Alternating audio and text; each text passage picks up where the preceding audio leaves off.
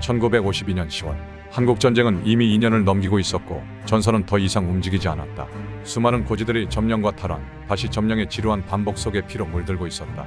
강원도 철원 북방 해발 931m 931 고지라 불리는 그 언덕은 작전지도엔 작은 점 하나일 뿐이었지만 그곳을 차지하면 적의 동향을 한눈에 내려다볼 수 있었다.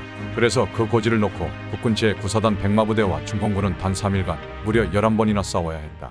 1952년 10월 6일 날씨는 흐렸고 붉은 습했다. 병사들은 철모로 빗물을 받아 마셨고 허벅으로 찢긴 군복 사이로 진흙이 스며들고 있었다. 국군은 고지를 사수하고 있었다. 이곳은 한반도 전선을 꿰뚫는 관측과 교란의 요지였고 중공군은 이 언덕을 어떻게든 빼앗으려 했다. 그리고 그날 밤 첫 포성이 고지를 흔들었다. 중공군은 장거리 박격포를 쏟아부으며 어둠 속에서 연막탄을 깔고 침투를 시작했다.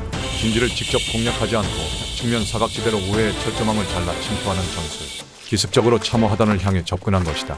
03시 20분 전방 초소의 무전이 혼선으로 끊기기 시작했다.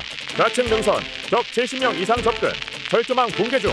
곧이어 수류탄이 터진다. 중공군 선두 병력은 철조망을 절단하며 연막 속에서 수류탄을 참호하단에 던졌다. 그들은 그 틈에 진지 상단부를 돌파해 들어오려 했다. 국군 병사들은 오직 적의 움직임과 선광 그리고 소리에 의지해 방어 사격을 개시했다.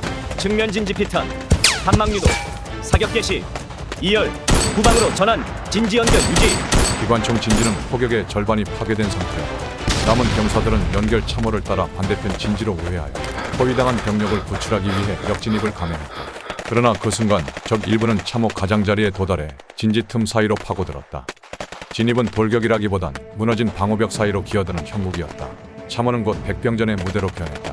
한 병사는 수류탄을 빼들고 적이 탄창을 바꾸는 찰나에 투척했고 또 다른 이는 부러진 총검 대신 곡괭이 자루를 휘둘렀다. 무전은 먹통이었고 탄약이 바닥나자 병사들은 역전 후의 시체에서 탄창을 꺼내 다시 장전했다. 좌측 진지 시통로 단절, 후방팀 연결 시도 중. 반대편 진지 응답 없음. 위생병 사망, 자체 처치 중. 삼날의 피가 말라붙었고 비명은 조용한 고지를 찢었다. 그러나 고지는 단 한 번의 싸움으로 지켜지는 곳이 아니었다. 그날 밤 피로 지켜낸 고지는 또다시 적의 그림자에 잠식되고 말았다. 10월 8일 전투는 11번째로 고지의 주인을 바꿨다. 전날 밤까지 고지를 점령했던 중공군은 새벽에 국군의 역습을 받고 후퇴했고 남은 국군 병사들은 겨우 67명, 그마저도 절반 이상이 부상이 되어 덜진 상태였다. 새벽 03시 17분 연막은 거치지 않았다.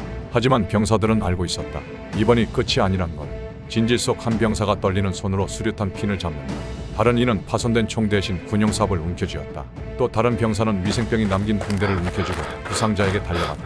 그 순간 적이 다시 철조망을 넘어왔다. 침묵은 없었다. 총성과 함께 시작된 전투. 수류탄, 기관총, 비명, 포위당한 참호 속 병사들이 외친다. 후방 진지 연결 안 됐어. 각자 사선 유지.